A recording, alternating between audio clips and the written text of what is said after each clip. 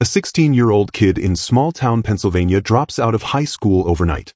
His father is battling a serious heart condition, the family business hangs by a thread, and the people who were supposed to help have walked away.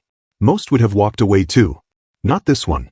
He steps up, takes over the auto parts store, turns it into a multi-million-dollar empire, and then becomes one of the greatest top fuel drag racers in NHRA history, claiming 5 championships, 52 wins, and the first 280 miles per hour run that stunned the entire sport. This is the real story behind Joe Amato, from high school dropout to NHRA top fuel legend. But this path was anything but simple. It all began with heartbreak, when his father's health crisis turned his entire world upside down. How does a teenager keep a family afloat, run a growing business, and still chase speeds over 300 miles per hour? The story only gets more intense from here. Early life and the turning point. Joe Amato came into the world on June 13, 1944, in Exeter, Pennsylvania, a tough, hard-working corner of the Northeast where dreams didn't come easy, but grit was everywhere. His father, Joe Sr., started with a modest deli, scraping by like so many others. Then, in the early 1960s, around 1958 or so, he made a leap. He sold the deli and opened ANA Auto Parts, a speed shop packed with performance pieces for local car nuts and gearheads. It wasn't fancy. It was just a store with enough space to double as a mini distribution hub for small repair shops and enthusiasts. But it had heart and potential. By the time young Joe was only 11 years old, he was already deep in it. Sweeping floors after school, stacking shelves, learning the difference between a carburetor and a camshaft just by watching and listening. Weekends turned into pure magic. The guys who worked at the store were weekend warriors at local drag strips. They'd pile into cars, head out to the track, and, best of all, they brought the boss's kid along. At 14, Joe saw his first real drag race up close. The earth-shaking roar of engines, the sharp scent of burning rubber hanging in the air, cars launching like rockets. Something ignited inside him. "I want to do that," he told himself right then and there. No hesitation. Just pure, burning desire. His first ride came soon. A 1953 Ford he started tinkering with after hours, turning a simple street machine into something faster, something that felt alive. Racing wasn't just a hobby, it was becoming part of who he was. But life doesn't let dreams unfold without a fight. 5 years after opening ANA, disaster struck. Joe's father suffered a serious heart condition, debilitating enough to require open-heart surgery. He couldn't run the store anymore. The timing couldn't have been worse. The only 2 employees quit to open their own gas station, leaving the family business teetering on the edge. Joe Sr. looked at his son and asked the question that would change everything: what do we do now? 16-year-old Joe didn't flinch. He dropped out of high school in 10th grade. No second thoughts, no regrets, and stepped up. "I was running the place already," he later said in interviews, his voice steady with the weight of memory. At an age when most kids worry about homework or Friday night plans, Joe Amato became the boss. He learned the business the hard way, buying inventory, haggling with suppliers, handling customers, keeping the books straight, all while making sure his family didn't lose everything. The father never fully recovered. He passed away a few years later, but Joe kept pushing. What started as one struggling store grew under his hands. By age 20, he had expanded to 5 locations. The vision kept building. In 1971, the family operation transformed into Keystone Automotive Operations Incorporated, a full-blown wholesaler and distributor that exploded across the East Coast. At its peak, Keystone had up to 24 outlets, an 800,000 square foot warehouse in Exeter, hundreds of employees, and millions in annual revenue. It became one of the largest distributors of high-performance automotive parts and accessories in the region, supplying thousands of retailers and installers nationwide. And here's the incredible part. Racing didn't just survive alongside the business, it fueled it. The more Joe won on the track, the more visibility he gained. Racers, teams, and fans started buying their parts from the guy who could actually drive the machines. Success on the strip poured straight into the boardroom. It was a perfect, symbiotic loop, determination by day, nitro dreams by night. The music builds slowly, a quiet swell of resolve. The visuals linger on rare, grainy photos. Young Joe behind the counter at ANA, tools in hand, early expansion shots of new stores popping up. That first 53 Ford parked outside the shop, ready for its next modification. This wasn't just survival. This was the unbreakable foundation. A teenager thrust into manhood, carrying a family, a business, and a dream all at once. No safety net. No excuses. Just raw will.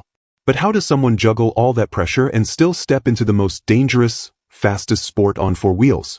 How does a kid from Pennsylvania turn necessity into an empire and then chase 300 miles per hour? The tempo picks up. The screen quickens, fading from family store memories to the first smoky launches of alcohol-funny cars, engines screaming, the smell of competition in the air. The intensity rises. The real fire is about to ignite. Stay with us. The moment Joe Amato tasted his first NHRA victory would set the stage for everything that followed. Building the empire and entering racing. By his early 20s, Joe Amato wasn't just surviving, he was thriving in ways most people only dream about. What began as a desperate save-the-family business moment at 16 had exploded into something massive. The single ANA auto parts store grew to 5 locations by the time he hit 20. Then came the big pivot. In 1971, the family operation officially became Keystone Automotive Operations Incorporated, transforming from a handful of retail spots into a full-scale wholesaler and distributor powerhouse. Over the decades, Keystone expanded dramatically, reaching up to 24 outlets at its height, an enormous 800,000-square-foot warehouse in Exeter, Pennsylvania, hundreds of employees, and millions in annual revenue. It became one of the largest distributors of high-performance automotive parts and accessories on the entire East Coast, supplying thousands of retailers, installers, and enthusiasts nationwide. Joe ran it all with the same relentless focus he'd shown since dropping out of school. He handled buying, logistics, customer relationships, expansion decisions, everything, while the business fed his growing passion for speed. And here's where the magic really happened. Racing didn't drain his time or money. It supercharged everything. The more he succeeded on the track, the more racers, teams, and fans flocked to Keystone for their parts. Visibility from wins brought in new customers. Sponsors noticed the guy who could build an empire and still strap into a race car. It created a perfect cycle. Business success funded better racing equipment, and racing victories drove more business. Joe later reflected on it simply, the more successful I was in racing, the more prosperous my business became. Meanwhile, on the weekends, the kid who once swept floors was now chasing his childhood dream with everything he had. After that first 53 Ford sparked the fire, Joe moved into more serious competition. He started with a series of alcohol-funny cars, moderately successful runs that built his skills and reputation. Then came the breakthrough shift in 1979. He switched to an alcohol dragster, what was then called Pro Comp, now recognized as top alcohol dragster territory. That year, at the Gator Nationals in Gainesville, Florida, Joe scored his very first NHRA national event victory. The win wasn't just a trophy, it was proof. Proof that a Pennsylvania businessman could compete at the national level while running a growing company. The momentum didn't stop. In 1980, he added another national event win at the Le Grand National Molson in Canada. Then 1981 exploded. Joe won 3 national events in that breakthrough season, solidifying his place as a rising force in the alcohol classes. By the end of that run, he'd collected 5 NHRA national wins in Pro Comp overall. Impressive numbers that showed he wasn't just participating, he was dominating. The visuals intensify, clips of alcohol dragsters launching hard, flames spitting from headers, Joe crossing the finish line in victory lane, shaking hands with crew. Intercut with business montages, new Keystone stores opening, trucks loading parts, employees celebrating milestones. The contrast is electric. Boardroom suits 1 minute, fire suit the next. This dual life was insane. Days filled with meetings, inventory, and expansion plans. Nights and weekends at the strip, tuning engines, making passes, feeling the G-forces. No one else was doing it quite like this. A full-time tycoon who moonlighted as a professional racer. But Joe made it work. He didn't just balance the two worlds, he fused them. Racing became the ultimate marketing tool, and business became the foundation that let him chase bigger dreams. The music builds to a crescendo. The screen zooms in on an old photo of Joe with his alcohol dragster, then cuts to the unmistakable shape of a top fuel chassis being rolled out. He'd tasted victory in the alcohol ranks. He'd built an empire that could support anything. Now, the ultimate challenge was calling, the nitro-burning, earth-shaking world of top fuel. In 1982, with a young engine builder named Tim Richards as crew chief, Joe made the leap. No more alcohol. Full nitro. The big leagues. Rookie year, no final rounds, but a solid 6th in points. The fire was lit, and history was about to be rewritten. How does a guy who runs a multi-million-dollar company step into the most dangerous class in drag racing and not just survive, but start winning? The glory years are coming. The story is about to hit warp speed. Stay locked in. The Nitro era begins now, and Joe Amato is ready to burn it down. In 1982, Joe Amato didn't just step into Top Fuel, he charged in with the same determination that built his business empire. Teaming up with brilliant young crew chief Tim Richards, the duo debuted in the Nitro class as rookies. No final rounds that first year, but a solid 6th in points. The foundation was set. From there, the consistency became legendary. For 19 straight seasons, 1982 through 2000, Joe never finished outside the top 10 in NHRA point standings, a record of reliability and excellence that still stands as unmatched. The breakthrough came fast. In 1983, his first Top Fuel victory arrived at the Le Grand National Molson in Montreal. Then 1984 changed everything. At the Gator Nationals in Gainesville, Florida, Amato and Richards unveiled a revolutionary chassis design. A taller, rear-mounted wing positioned farther back for superior stability. That innovation paid off immediately. Joe became the first Top Fuel driver ever to break 260 miles per hour, clocking 262.39 miles per hour on his way to 3 event wins and his maiden Winston Championship. The sport took notice. This wasn't just a businessman racing. This was a force rewriting the rules. The momentum built like a nitro load. In 1987, Joe shattered another barrier at the U.S. Nationals in Indianapolis, becoming the first to hit 280 miles per hour, 282.13 miles per hour in qualifying. He followed that speed milestone with his second championship in 1988. But 1990? That season stands as his masterpiece. Amato won 6 national events, tying the NHRA single-season record for Top Fuel victories at the time, a mark later surpassed. He racked up 4 runner-ups for good measure. The highlight came at the Winston Finals in Pomona, a winner-take-all showdown against reigning champ Gary Ormsby. The points were razor close. In the final round, Ormsby red-lighted by a fraction, handing Joe the dramatic third title by the slimmest of margins.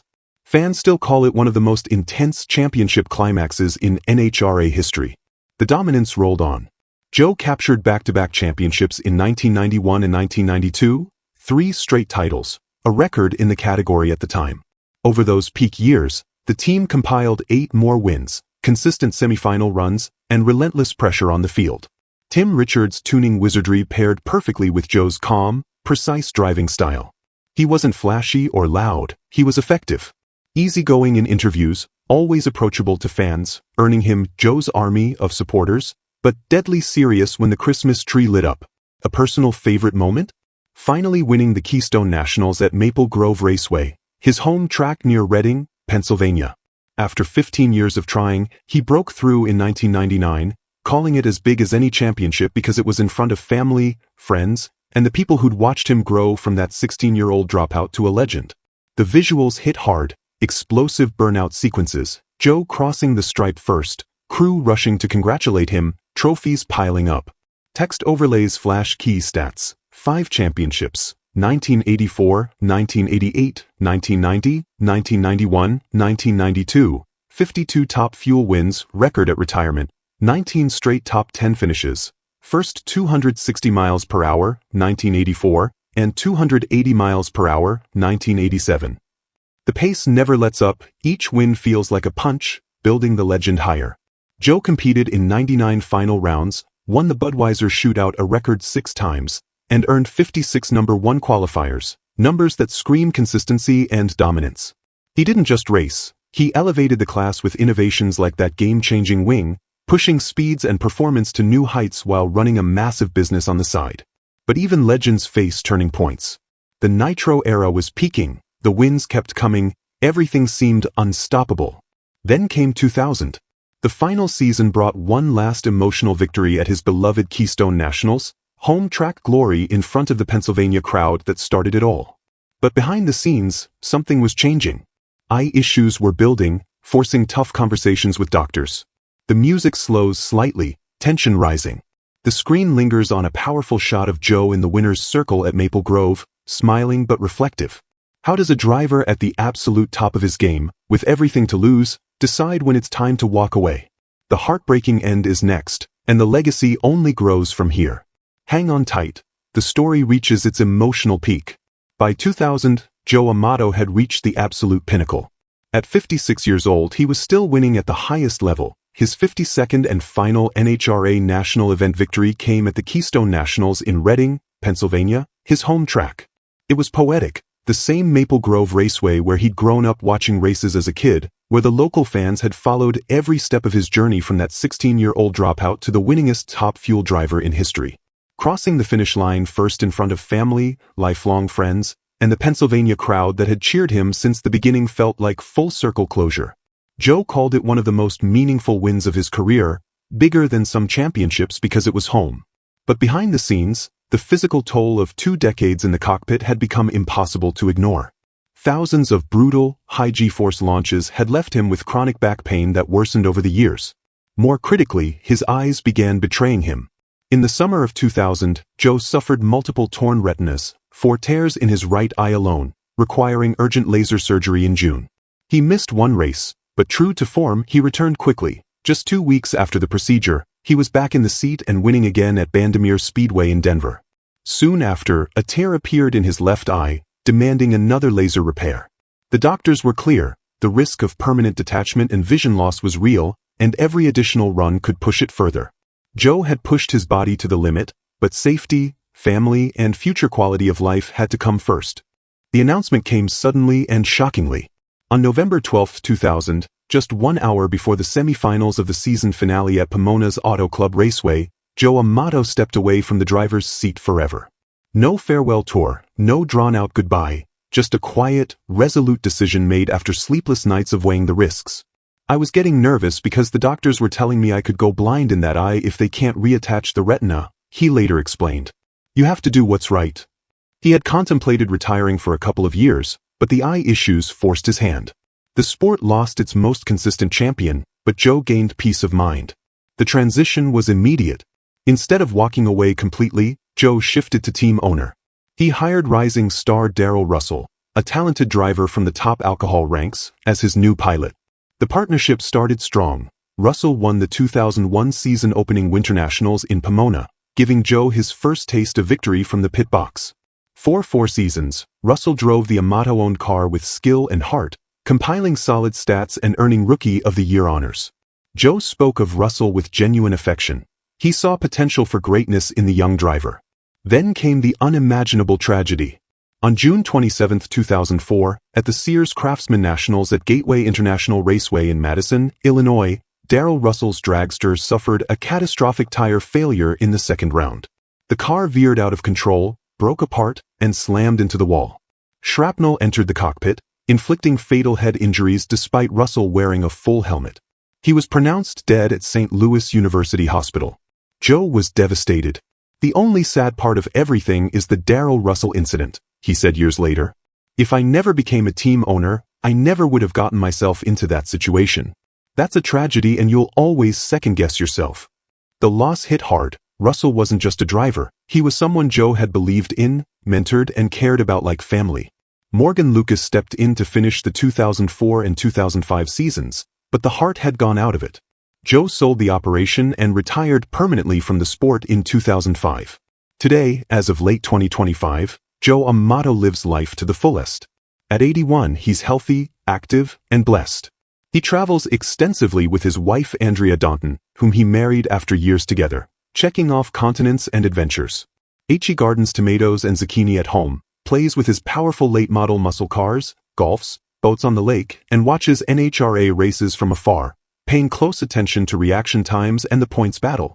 In 2017, Old Forge High School honored him with an honorary diploma, closing a chapter that began when he dropped out in 10th grade to save the family business.